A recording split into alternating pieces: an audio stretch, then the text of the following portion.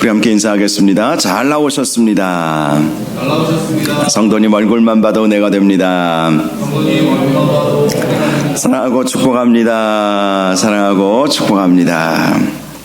성령과 기도 16번째 시간입니다. 영적 전쟁에서 승리하려면 이라는 제목으로 말씀의 은혜를 함께 나누겠습니다. 예전에 미국의 시사 잡지인 타임지라고 하는 잡지가 있는데요. 그 잡지에 실린 내용입니다. 기록된 인류의 역사가 약 5,500년 정도 된다고 합니다. 기록되어 있는 5,500년 전의 역사까지는 여러 가지 이 문헌들을 통해서 보존되어 왔다는 것이죠. 자, 그동안에 기록된 역사 가운데 전쟁이 얼마나 있었는가? 약 14,530여 건의 전쟁이 있었다. 몇 년 전 이야기니까 더 숫자가 늘어났겠죠. 자, 계산해 보면 해마다 세계 한쪽에서는 항상 두세 번 이상의 전쟁, 큰 전쟁이 있었다는 것이죠. 지금도 전쟁이 있지 않습니까? 지금도 어디에서 전쟁하고 있죠? 팔레스타인에서 이스라엘과 하마스의 전쟁이 있죠.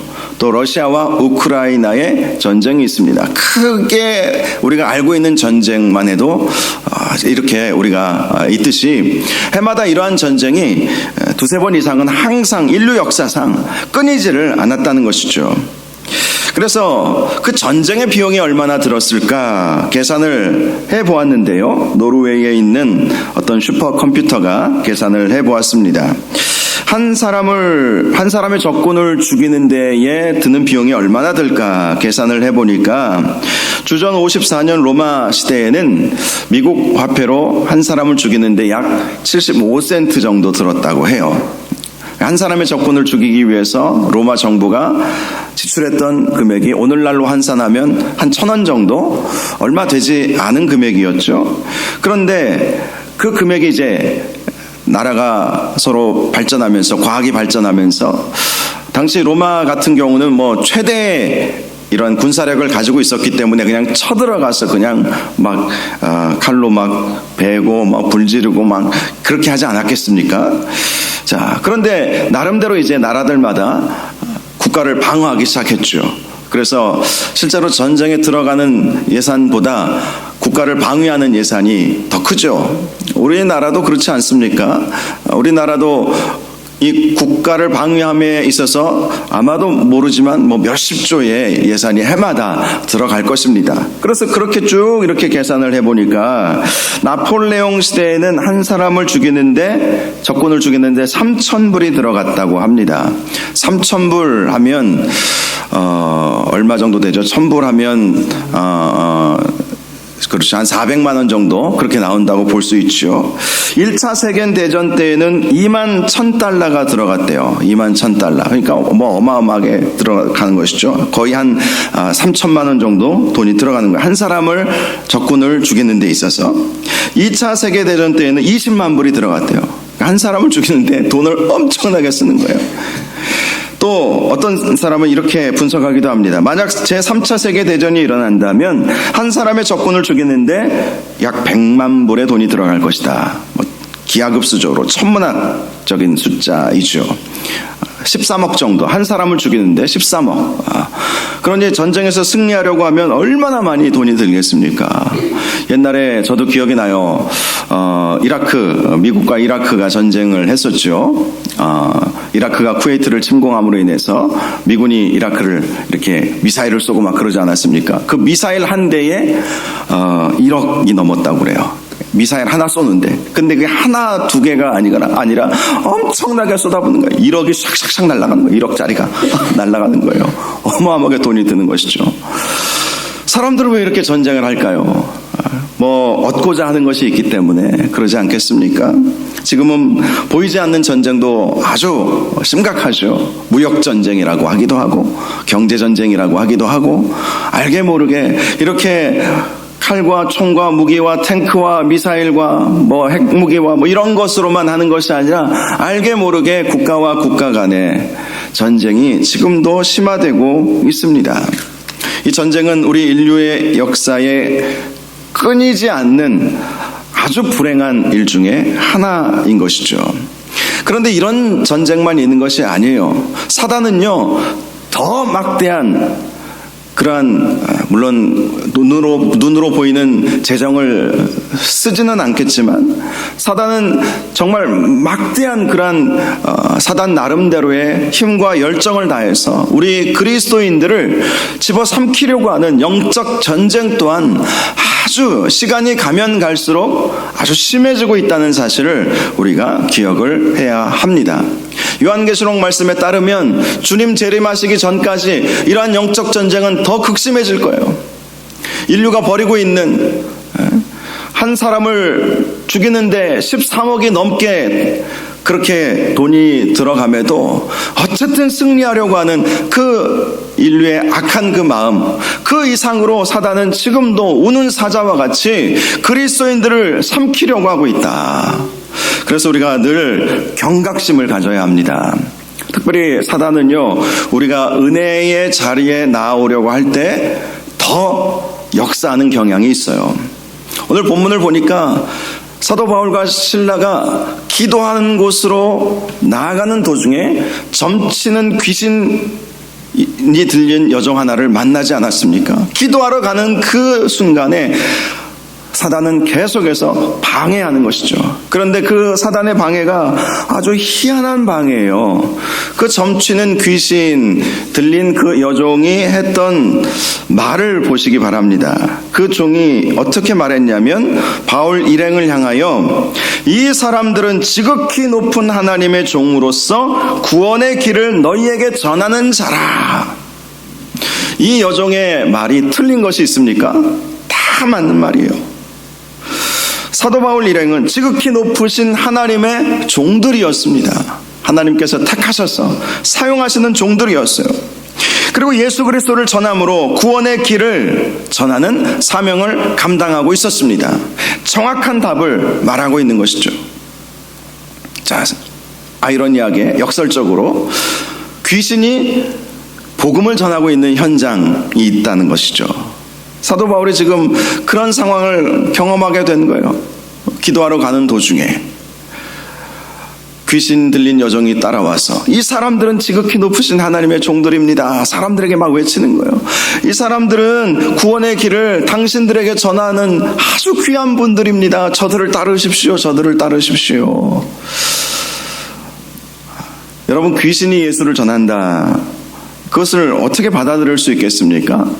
그것은 속임수죠. 속임수죠. 그렇게 함으로 복음을 오해하게 만들려고 하는 속임수이지 않겠습니까? 예전에 무당이었다가 이제 복음을 듣고 예수 믿게 된 분의 간증을 들어보았거든요.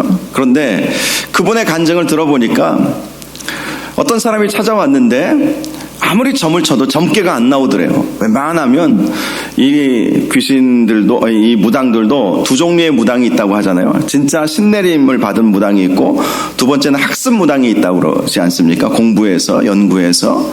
그런데 진짜 신내림이 있는 그러한 무당들은 관상을 보죠.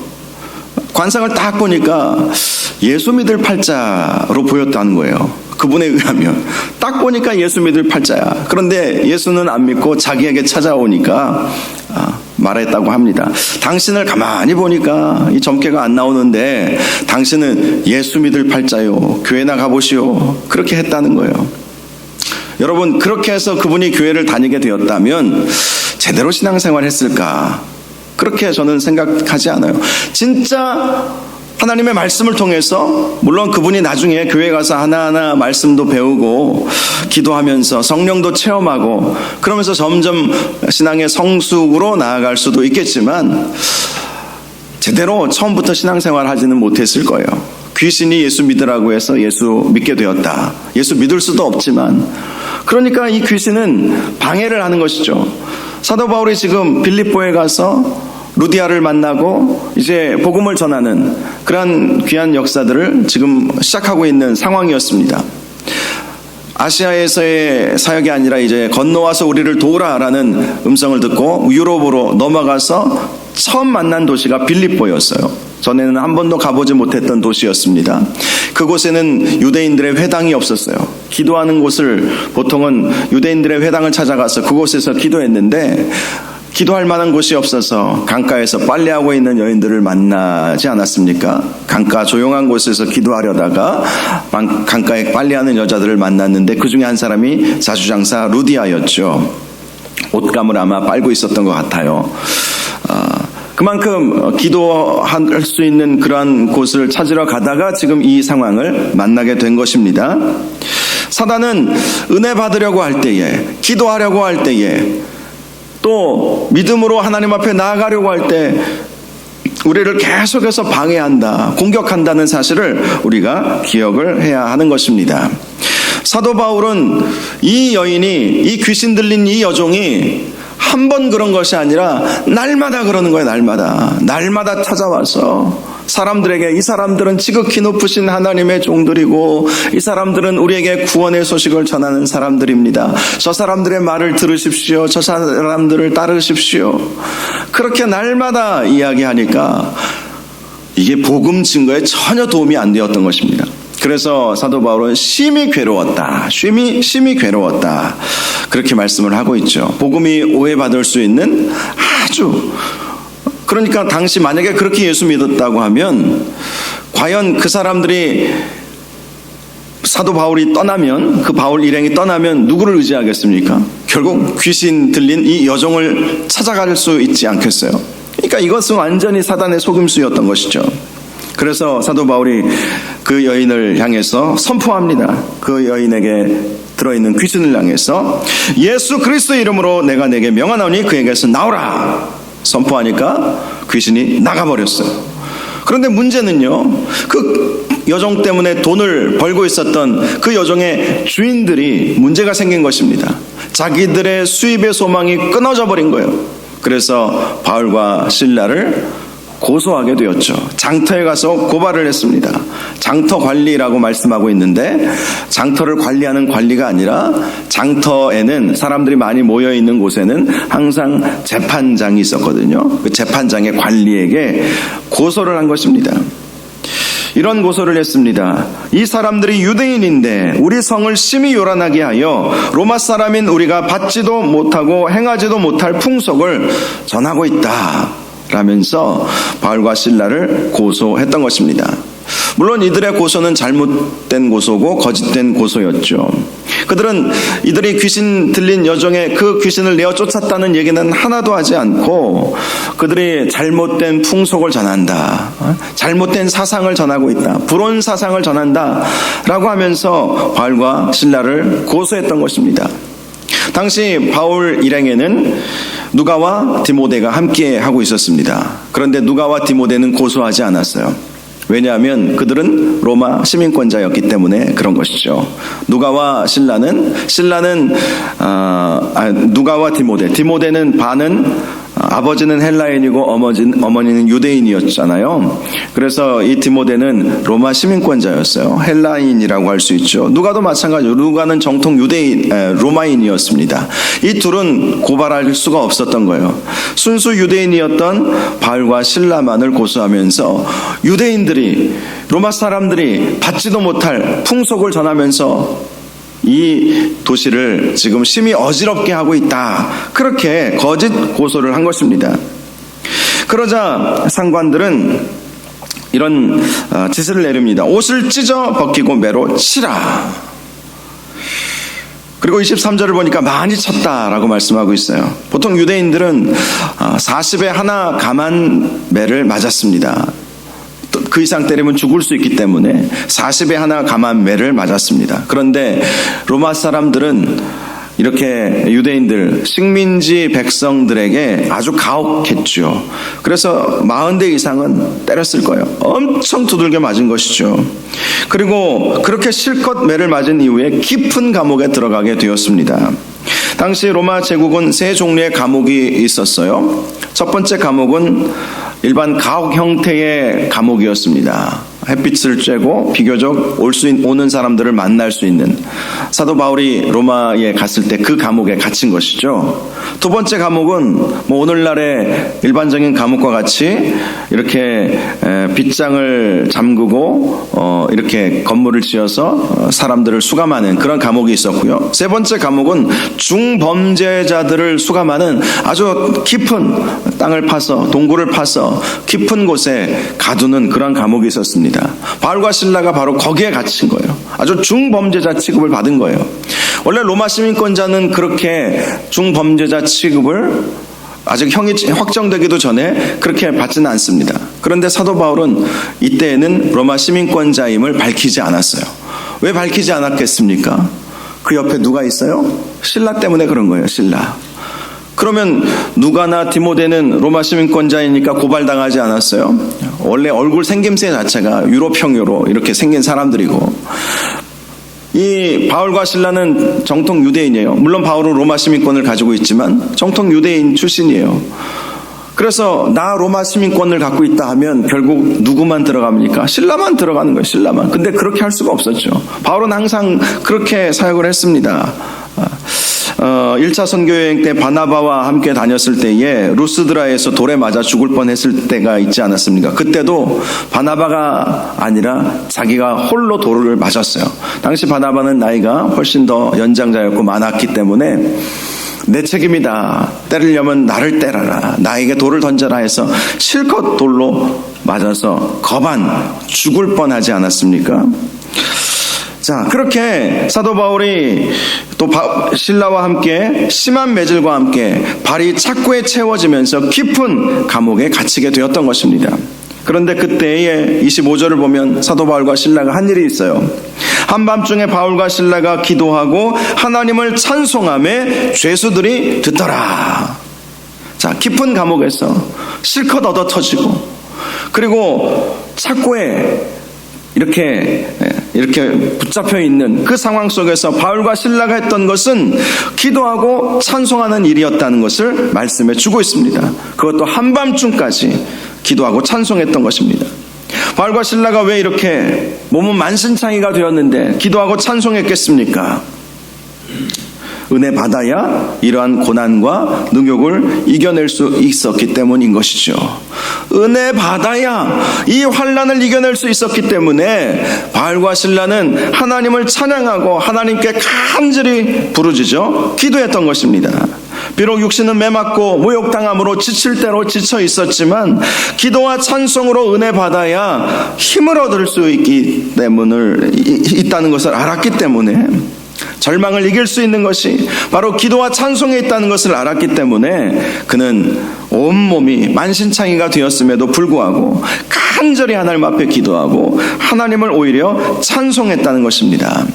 저와 여러분의 삶 속에서도 아무리 상황이 힘들고 어려워도 이렇게 하나님을 찬송하고 기도할 수 있기를 바랍니다. 그러면 성령 하나님께서 은혜 주시고 우리 하나님께서 능력을 부어주시고 힘을 주시고 일어날 수 있게 해주시는 것 아니겠어요?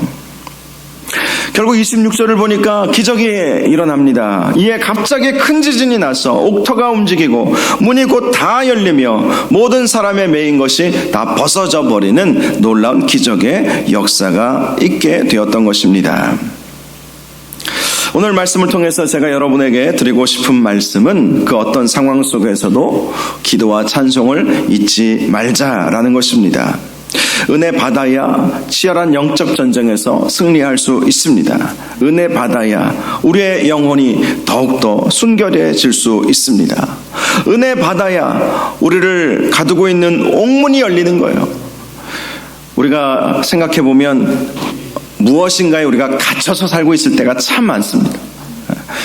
잘못된 부정적인 생각에 갇혀 있을 때가 있고, 어떤 경험에 갇혀 있을 때가 있고, 어떤 믿음 없는 그러한 마음에 딱 갇혀 있을 때가 우리에게 있어요. 그런데 은혜 받아야 그러한 갇혀 있는 모든 것들로부터 풀려날 수 있다는 사실을 기억해야 하는 것입니다.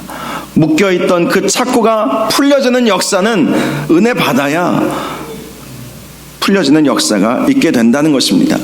찬송과 기도는 우리가 하나님의 은혜를 힘입게 하는 은혜의 통로인 것을 믿으시기를 바랍니다. 은혜 받아야 살아나는 거예요. 은혜 받아야. 아무리 상황이 어렵고 힘들어도 하나님의 은혜가 임하면 넉넉히 이길 수 있는 거예요. 넉넉히 이길 수 있는 거예요. 그래서 이 밤에 우리가 기도할 때에 하나님, 우리의 삶을 돌이켜보면 영적 전쟁의 삶을 우리가 살고 있는데 또 많은 고통도 있고 또 감옥에 갇혀 있는 것 같이 답답하고 또 우리가 심하게 매질을 맞았던 것처럼 온 몸과 마음이 만신창이가 되고 상한 심령이 될 때가 참 많이 있지 않습니까? 그럴 때마다 주님 은혜 주옵소서. 기도와 찬송을 통해서 하나님의 은혜를 날마다 공급받게 하시고 은혜 받아서 주님의 힘과 주님의 능력으로 우리를 얽매고 있는 그런 모든 것들로부터 벗어나서 힘을 얻게 하시고 풀려나게 하시고 다시 일어나게 하시고 살아날 수 있도록 역사하여 주시옵소서. 은혜 충만히 부어주옵소서. 이러한 제목으로 이 새벽에 함께 기도할 수 있기를 원합니다. 우리 말씀 생각하면서 주여 한번 부르시고 함께 기도하겠습니다. 주여, 거룩하시고 존귀하신 아버지 하나님, 바울과 실라가 모함을 받아서 깊은 감옥에 갇혔지만 그들은 찬송